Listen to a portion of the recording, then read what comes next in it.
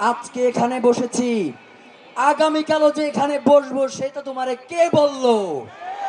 আগামীকাল তো আমরা যমুনায় গিয়ে বসবো, আগামীকাল তো আমরা সংসদ ভবন দখলে নিব, আগামীকাল তো আমার ভাইয়েরা ক্যান্টনমেন্টে চলে যাবে। স্বরাষ্ট্র উপদেষ্টা, হাসি ছাড়া তো মুখে কোনো কথা নাই। কথা বলতে গেলেই হাসি আর হাসি। পরম আনন্দে আছেন, মনে করেছেন যে আর 1 মাস ক্ষমতায় আছেন, এরপরে ক্ষমতা ছেড়ে দিয়ে বিদেশে পাড়ি জমাবেন। আমরা আপনাকে বলতে চাই, শুধু স্বরাষ্ট্র উপদেষ্টা নয়, বাংলাদেশের যত উপদেষ্টা রয়েছে তাদেরকে কোনো সেফ এক্সিট আমরা দিব না। কাজে বাধাগ্রস্ত করে আমরা জানতে চাই কারা কারা এর পিছনে রয়েছে, আপনি আমাদেরকে বলেন। এই সরকার, আপনি বলেন, যখন আপনাকে বলা হয় যে তুমি তো অনির্বাচিত সরকার, তখন আপনি বলেন জুলাইয়ের গণ অভ্যুত্থানের মধ্য দিয়ে আমি সরকারে এসেছি জনগণের ম্যান্ডেট নিয়ে। যখন এই কথা বলো তখন কি তোমার লজ্জা লাগে না? 1400 শহীদ, তার রক্তের এখন পর্যন্ত বিচার করতে পারো না, তোমার শরম লাগে না?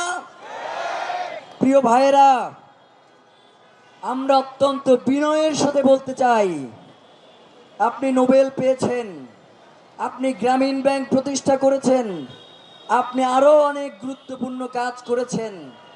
এই বাংলাদেশের জনগণ আপনাকে সম্মান করে, আপনাকে ভালোবাসে।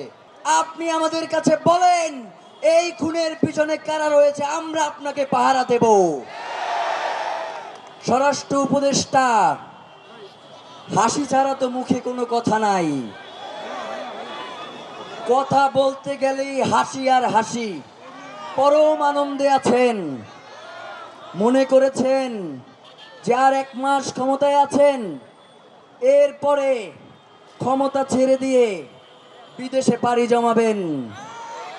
আমরা আপনাকে বলতে চাই, শুধু স্বরাষ্ট্র উপদেষ্টা নয়, বাংলাদেশের যত উপদেষ্টা রয়েছে তাদেরকে কোনো সেফ এক্সিট আমরা দিব না।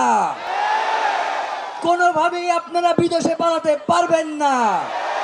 এই রক্তের সাথে বেইমানি করলে এই জমিনেই আপনাদের বিচারের ব্যবস্থা করবে জনতা।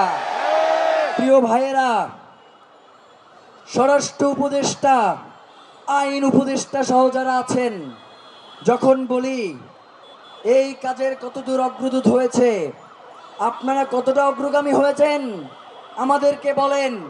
এই কাজ বাবা আমার মন্ত্রণালয়ের না, এই জামিন আমি দেই না। 5ই আগস্ট যখন এই উপদেষ্টা পরিষদ গঠিত হয়েছে, তখন তোমার ছাড়া আমরা কারে চিনতাম যে তুমি অস্বীকার করো? এই জনগণের সাথে তুমি বিশ্বাসঘাতকতা করেছো। তুমি বিদেশে যাইতে পারবা না, তোমাকে এই ঢাকা বিশ্ববিদ্যালয়ে ফিরে আসতে হবে, এই জনগণের সামনেই তোমাকে দাঁড়াইতে হবে। অস্বীকার কইরা পার পাবা না। আমরা বলতে চাই, শহীদ ওসমান হাদি, তিনি এই বাংলার জমিনে ইনসাফের কথা বলেছেন, তিনি স্বাধীনতা সার্বভৌমত্ব রক্ষার কথা বলেছেন। যারা উপদেষ্টা পরিষদে রয়েছে, গতকাল বাংলাদেশে সর্বনিম্ন তাপমাত্রায় হাজার হাজার মানুষ রাস্তায় বসেছিল, তোমরা আসো নাই। তোমরা একবারের জন্য মনে করো নাই তাদের কাছে আসা উচিত? তোমরা একবারের জন্য তাদের মুখোমুখি হওয়ার সাহস করো নাই। আমরা বলতে চাই, আজকে এখানে বসেছি, আগামীকালও যে এখানে বসবো সেটা তোমারে কে বললো? আগামীকাল তো আমরা যমুনায় গিয়ে বসবো, আগামীকাল তো আমরা সংসদ ভবন দখলে নিব, আগামীকাল তো আমার ভাইয়েরা ক্যান্টনমেন্টে চলে যাবে।